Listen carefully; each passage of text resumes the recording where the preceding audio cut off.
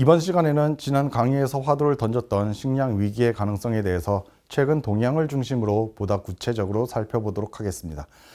앞서 잠시 언급한 영화에서처럼 미래에서와 같은 식량 위기가 현재 도래한 것은 아닙니다. 어디까지나 먼 미래에 대한 상상의 결과일 것입니다. 그렇지만 최근 기후변화에 대한 위기의식이 높아지는 것과 더불어 식량 위기에 대한 관심 또한 높아지고 있는 것이 사실입니다. 최근에는 코로나 팬데믹 사태가 이러한 위기론을 불러일으키기도 하였습니다. 이번 시간은 식량 위기에 대한 최근 논의 동향과 사례에 대하여 보다 자세히 살펴보도록 하겠습니다. 2020년 3월 UN 식량농업기구 FAO, 세계농업기구 즉 WHO, 세계무역기구 즉 WTO 등 국제기구가 공동으로 성명을 발표합니다. 원문을 그대로 살펴보면 이렇습니다. 식량의 가용성에 대한 불확실성은 수출 제한을 유발하여 세계 시장의 식량 부족을 초래할 수 있고, 이러한 반응은 식량 수요와 공급의 균형을 변화시켜 가격 급등과 가격 변동성을 초래할 수 있다. 2020년 3월이 어떠한 시기였습니까?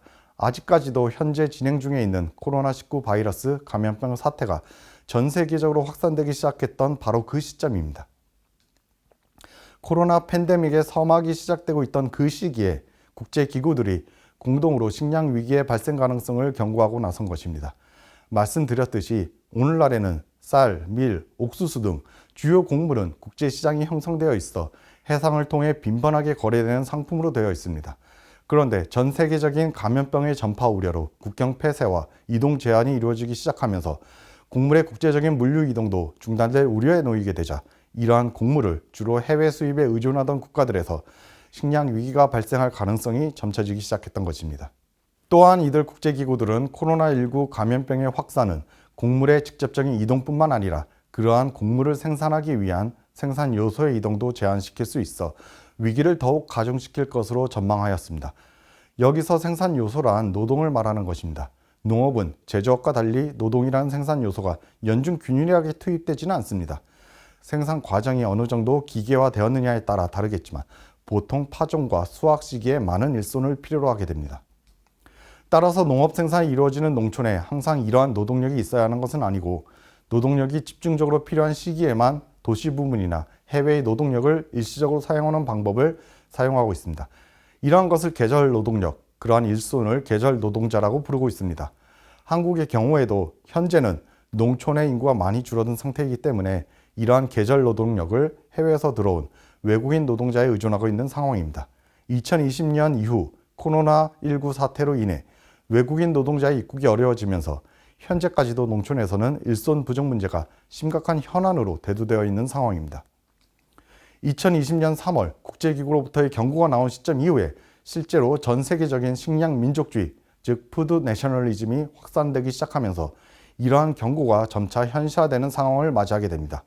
식량 민족주의란 자국의 풍부한 식량을 무기로 삼아 식량이 부족한 국가에 영향력을 행사하는 것을 말하는 것입니다.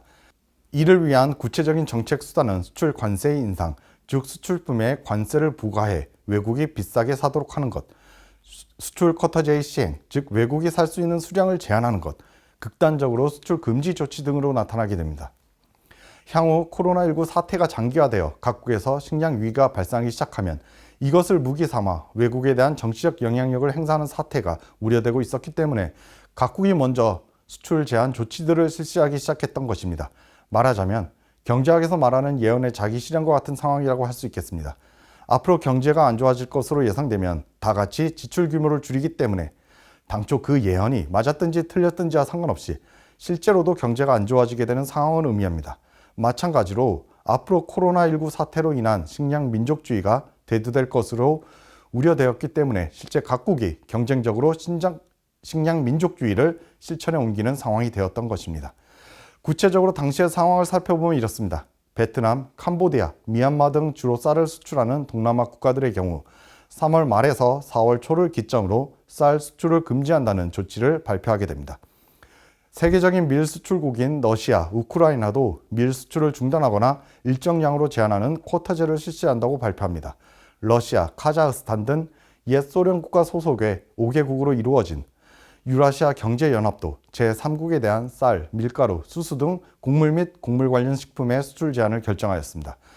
주요 곡물 수출국을 중심으로 수출 제한 조치들이 실시되는 가운데 한편에서는 식량 민족주의에 대항하기 위한 준비의 일환으로 수입산 대신 국산 농식품을 더 소비하자는 애국주의적인 호소도 나타났었습니다.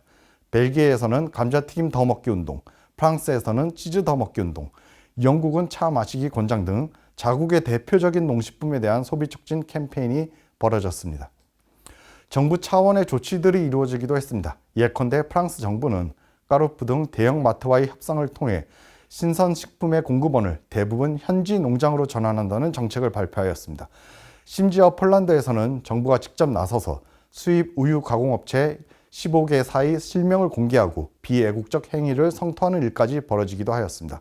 모두 코로나19 바이러스가 전 세계적으로 확대되는 가운데 극단적인 보호무역주의가 전개될 수 있고 식량이 무기화됨으로써 국가 안보가 위협받는 상황까지 갈 수 있다는 미래에 대한 불확실성과 공포에서 비롯된 일입니다. 이런 각국의 조치들이 연달아 이어질 경우 실제로 예언의 자기 실현과 같은 상황이 벌어질 수도 있었기 때문에 당시 세계 무역기구 등 국제기구들이 이러한 상황에 대해 지속적으로 경고를 보냈고 다행히도 아시다시피 곡물 수출 제한 조치가 장기화되지는 않고 일련의 사태들이 더 이상 악화되지 않는 선에서 마무리되기는 하였습니다. 최근에 벌어진 사태에 대해 구체적으로 말씀드렸습니다만 과거를 되돌아보면 이러한 사태가 주기적으로 발생했다는 것을 알 수 있습니다. 1972년부터 1974년까지 지속된 곡물파동, 1980년 곡물파동, 1996년의 곡물파동, 2007년부터 2008년까지의 1차 에그플레이션, 2010년부터 2011년까지의 2차 에그플레이션이라고 명명된 사건들이 그렇습니다. 대부분 기상이변 현상으로 인해 전 세계적으로 곡물 생산량이 일시적으로 급감하면서 곡물 가격이 급등한 사건이었습니다.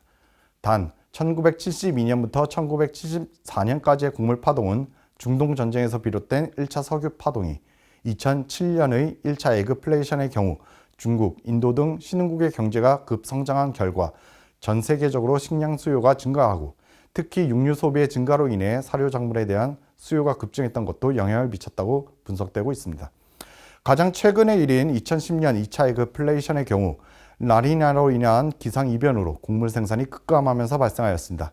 라니냐란 열대 중부지방 해수면 온도가 평년보다 0.5도씨 이상 낮은 상태가 5개월 이상 지속되는 현상을 말합니다.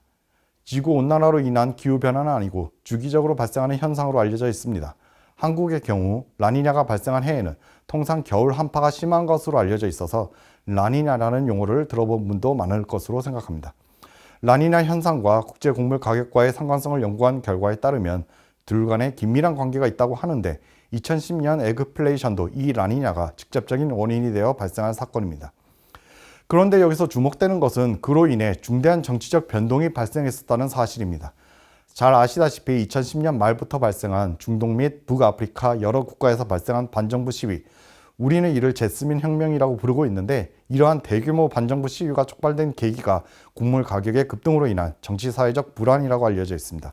제스민 혁명의 결과 중동 및 북아프리카 여러 국가들에서 집권 정부가 붕괴된 사태를 맞이하게 되었습니다. 식량 위기가 중대한 정치적 결과를 가져올 수도 있음을 보여주는 사건이었다고 할 수 있습니다. 이와 같은 곡물 파동이 발생하는 경우 이러한 곡물을 주로 수입에 의존하는 국가들의 경우에 피해가 더 큰 것으로 알려져 있습니다. 한국의 경우에는 어떨까요? 현재 국제 비교가 가능한 가장 최근의 통계인 2018년 기준 통계를 통해 살펴보면 한국의 경우 곡물의 자급률은 25.5%에 지나지 않는 것으로 나타납니다. 한국의 국민들이 소비하는 곡물의 25.5%만 국내에서 생산하고 나머지 74.5%는 해외로부터 수입하고 있다는 의미입니다. 채소류, 계란류, 우유류와 같이 신선도가 중요하거나 정책적으로 국내산 소비가 보호되고 있는 경우에는 자급률이 비교적 높게 나타나고 있지만 그렇지 않은 경우 자급률이 매우 낮은 것으로 나타납니다. 한국의 경우 주식은 쌀입니다. 쌀의 경우에는 최근에는 감소하는 추세에 있지만 거의 100% 가까이 자급을 하는 것으로 알려져 있습니다. 쌀은 주식이기 때문에 국가 정책적으로 국내산 소비가 보호되고 있는 품목입니다. 그렇다면 곡물의 경우 왜 이렇게 자급률이 낮은 걸까요? 바로 축산을 위한 사료작물을 대부분 수입에 의존하고 밀과 같은 사료작물 외의 곡물도 주로 수입에 의존하고 있기 때문입니다. 따라서 한국의 경우에도 국제곡물 가격 변동에 취약할 수밖에 없는 구조라고 할 수 있겠습니다. 한국의 경우 경제성장의 결과 농업이 경제 내에서 차지하는 비중이 낮아졌기 때문에 이렇게 되었다고 생각할 수 있지만 다른 선진국의 상황을 보면 꼭 그렇게만 볼 수는 없습니다. 우리와 비슷한 수준의 낮은 자급률을 가진 국가는 일본이 유일하다고 할 수 있습니다. 우리가 최첨단 산업국가로 인식하고 있는 미국의 경우 곡물의 자급률은 135.7로 나타납니다. 자급률이 100을 넘는다는 것은 오히려 곡물을 수출하고 있다는 의미입니다. 곡물 외의 다른 농산물의 경우에도 자급 수준이 매우 높은 것을 볼 수 있습니다.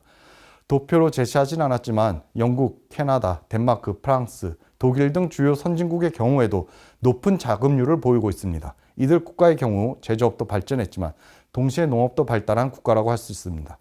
앞서 자세하게 설명드린 바와 같이 곡물 가격의 급등이 전 세계적인 식량 민족주의를 부추겨 국가 안보를 위협할 수 있고 국내적으로도 정치 사회적 불안을 야기할 수 있다고 인식하고 있기 때문에 이들 선진국의 경우 자국의 농업을 보호하는 정책을 펼치고 있습니다.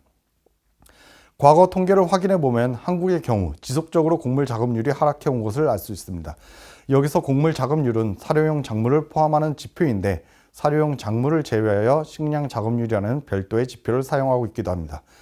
축산을 위한 사료용 작물은 상당량을 수입에 의존하고 있기 때문에 사료용 작물을 제외한 식량 자급률은 곡물 자급률보다 높은 것으로 나타납니다. 물론 이 역시도 지속적으로 하락하는 추세에 있는 것을 알 수 있습니다. 따라서 자급률을 높이는 것이 중요한 국가적 과제로 되어 있습니다. 이에 정부 차원에서 관계 법령에 따라 5년마다 곡물 자급률 및 식량 자급률 목표치를 설정해서 관리하고 있습니다만 실질적인 대책이 부족하다는 지적이 있기도 합니다. 농업계에서는 간척 사업 등으로 국내 농경지를 확대하거나 농경지가 투기 목적에 사용됨으로써 경작이 중단되지 않도록 관련 제도를 강화해야 한다는 목소리가 힘을 얻고 있습니다. 나아가 국내 농경지 면적의 제약으로 인해 국내에서 생산하는 농산물만으로는 자급률을 높이는 데 한계가 있기 때문에 해외의 농업자원을 개발해야 한다는 논의도 진행되고 있습니다. 경작지는 많으나 인구가 부족한 해외 지역을 장기 임차하여 정부와 민간 차원에서 자본과 기술을 투입하고 개발해서 해외 식량 기지로 조성한다는 것입니다. 한국 농업이 해결해야 할 미래 과제일 것입니다. 지금까지 한국 농업 발전에 대한 강의를 시작하면서 농업의 중요성에 대한 수강생들의 관심을 환기시키기 위해 식량 위기를 중심으로 살펴보았습니다. 다음 강의에서는 현대 한국의 농업이 그간 어떠한 과정을 거쳐왔고 현재의 모습은 어떠한지 주요 농업 통계를 중심으로 살펴보도록 하겠습니다.